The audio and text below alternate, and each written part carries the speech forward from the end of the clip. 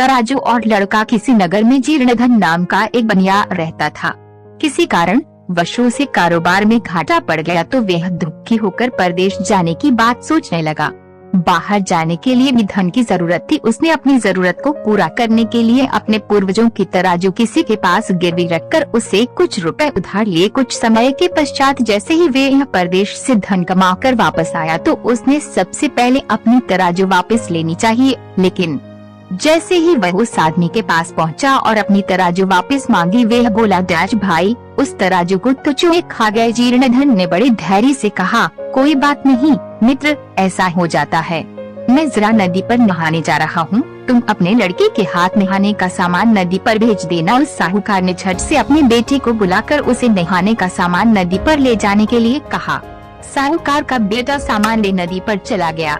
उस व्यक्ति ने नदी में नहाकर उस साहूकार के लड़के को गुफा में बंद कर दिया और द्वार को बहुत बड़े पत्थर से ढांप दिया।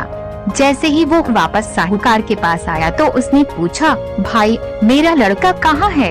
अरे उसे तो नदी तट से बाज उठा कर ले गया। साहूकार चीखकर बोला, झूठे, कहीं बाज भी बालक को ले जा सकता है?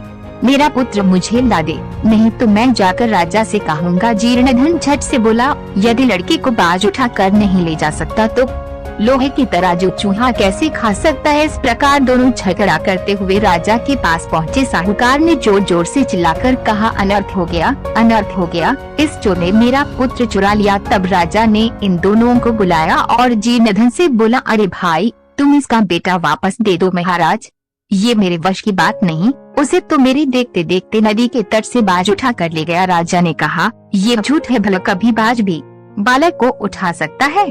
तब जीर्णधन बोला, महाराज मेरी तो सुनिए, यदि एक लोहे की भारी तराजू को चूहे खा सकते हैं तो एक बालक को भी बाज ले जा सकता है। राजा ने आश्चर्य से पूछा, है कैसे? तब जीर्णधन ने सारी कहानी राजा को सुना दी।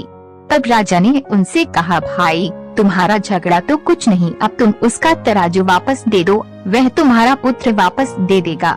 न तराजू को चूहे खाते हैं और न ही लड़के को बाज उठाते हैं।